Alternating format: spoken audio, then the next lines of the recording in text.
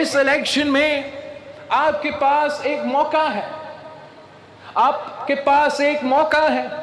کہ اگر آپ پاکستان پیپلز پارٹی کو یہ ذمہ داری دیتے ہیں، اب ڈڈیال کے عوام اگر پاکستان پیپلز پارٹی کو یہ ذمہ داری دیتے ہیں،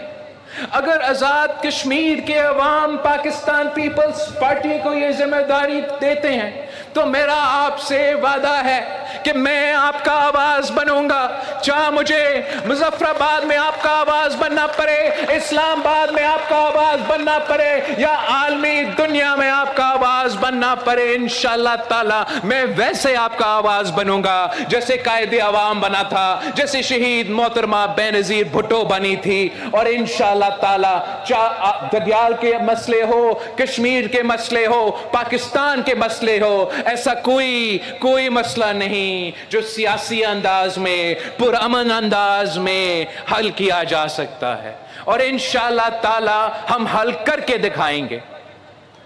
جو موجودہ حالات ہے، یقیناً پورے پاکستان پریشان ہے،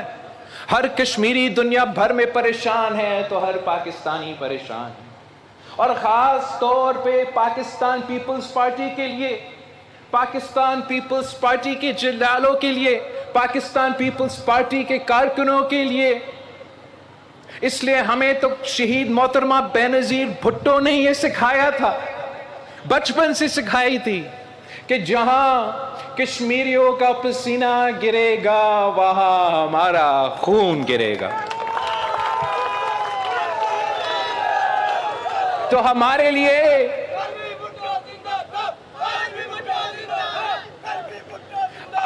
لیے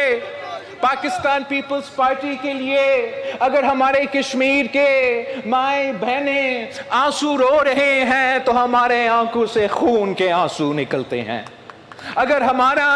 کشمیر بھائیوں کے دل دکھتا ہے تو ہمارا دل بھی خون کے آنسو روتے ہیں، اور ہم جانتے ہیں کہ آپ تکلیف میں ہیں، آپ مشکل میں ہیں، آپ کا مشکلات کا ہمیں اندازہ ہے، آپ کے مسائل کا بھی ہمیں اندازہ ہے، اور ہم سمجھتے ہیں کہ آپ کے تمام مسائل کا حل نکل سکتے ہیں۔ جو موجودہ حالات ہیں، ان حالات میں نے ایک تجویز پیش کیا ہے۔ جب احتجاج کرنے والوں نے مجھے ایک خط لکھا تو اس خط کے جواب میں نے کہا کہ پاکستان پیپلز پارٹی کے رائے میں ہمیں کشمیر کے مسائل کے حل کے لیے ایک ٹروتھ اور ریکنسیلیشن کمیشن قائم کرنا چاہیے، اور اگر ریاست پاکستان کے لیے بھی یہ تجویز صحیح ہو اور احتجاج کرنے والوں کے لیے بھی یہ تجویز صحیح ہو، تو میرا خیال میں یہ طریقہ ہے جس سے ہم اپنے مسائل کا حل نکال سکتے ہیں۔ جب تک یہ ٹروتھ اینڈ ریکنسیلیشن کمیشن اپنا کام مکمل نہ کرے، اور اگر یہ ٹروتھ اینڈ ریکنسیلیشن کمیشن بن جائے تو میرا درخواست ہوگا وہ احتجاج کرنے والوں سے کہ جب تک یہ کمیشن اپنا کام مکمل نہ کرے تب تک آپ بھی اپنا احتجاج ختم کریں، اور ہمارا درخواست ہوگا ریاست پاکستان سے کہ جب تک اگر احتجاج کرنے والوں یہ بات ماننے کے لیے تیار ہے تو آپ بھی پھر اپنا جو کارروائی ہے تب تک اس کو روکے جب تک یہ ٹروتھ اور ریکنسیلیشن کمیشن اپنا کام مکمل نہ کرے اور پتہ نہ چلے کہ کون غلط تھا کون صحیح تھا، کس نے جرائم کی کس نے نہیں کی۔ ابھی تک نہ احتجاج کرنے والوں سے جواب آیا ہے، نہ حکومت پاکستان سے اس تجویز پہ جواب آیا ہے۔ میں یہ ضد نہیں کرتا کہ جو پاکستان پیپلز پارٹی کا تجویز ہے وہ مانے، میں یہ انسسٹ نہیں کرتا کہ آپ نے میرے بات ماننا ہے،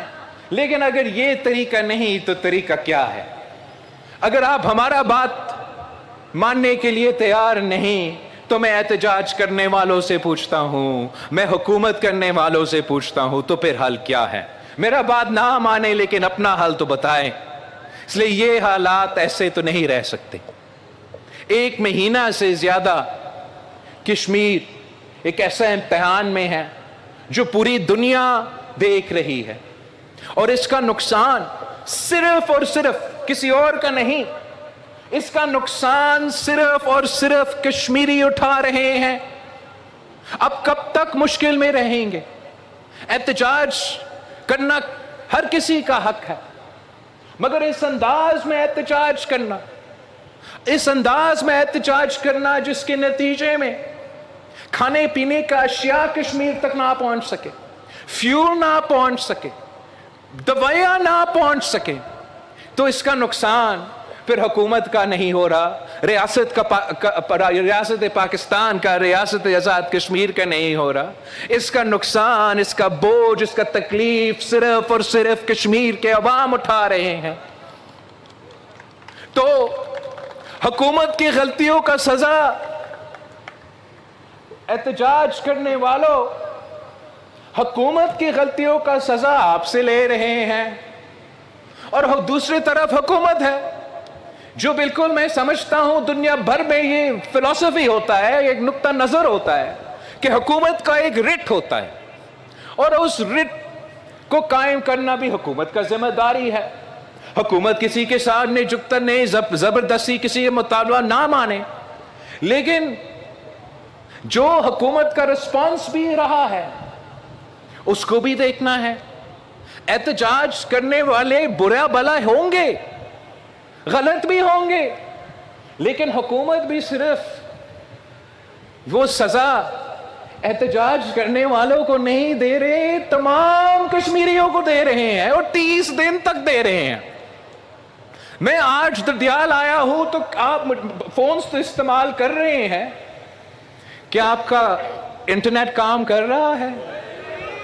یہ کس قسم کی انصاف ہے؟ جنہوں نے دہشت گردی کیا ہے, جو دہشت گرد ہے اس دہشت گرد کو پکڑو. جنہوں نے چوری کیا ہے, جو چور ہے اس چور کو پکڑو. لیکن جنہوں نے نہیں کی اس کو کیوں سزا دے رہے ہو؟ یہ جو پرانی دور کا سوچ ہے, ذہنیت ہے. جب FCR کا نظام ہوتا تھا گلگت بلتستان میں, قبائلی علاقوں میں, تو وہاں اگر کسی گاؤں میں کوئی ایک چور نکلتا تھا تو پورا گاؤں کو سزا دلواتے تھے. اگر کسی جگہ میں کوئی قاتل تھا تو پورا علاقہ کو سزا دلواتے تھے, سزا سنا دیتے تھے, اجتماعی سزا سناتے تھے. تو یہ نہیں ہو سکتا کہ کچھ افراد آپ کے کہنے کے مطابق غلط ہے